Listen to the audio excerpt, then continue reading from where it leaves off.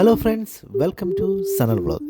അപ്പോൾ ഇന്ന് നിങ്ങളെ ഞാൻ പരിചയപ്പെടുത്തുന്നത് ഒരു അടിപൊളി ലൊക്കേഷനെ കുറിച്ചാണ്. പോകാം ആ ലൊക്കേഷനിലേക്ക്.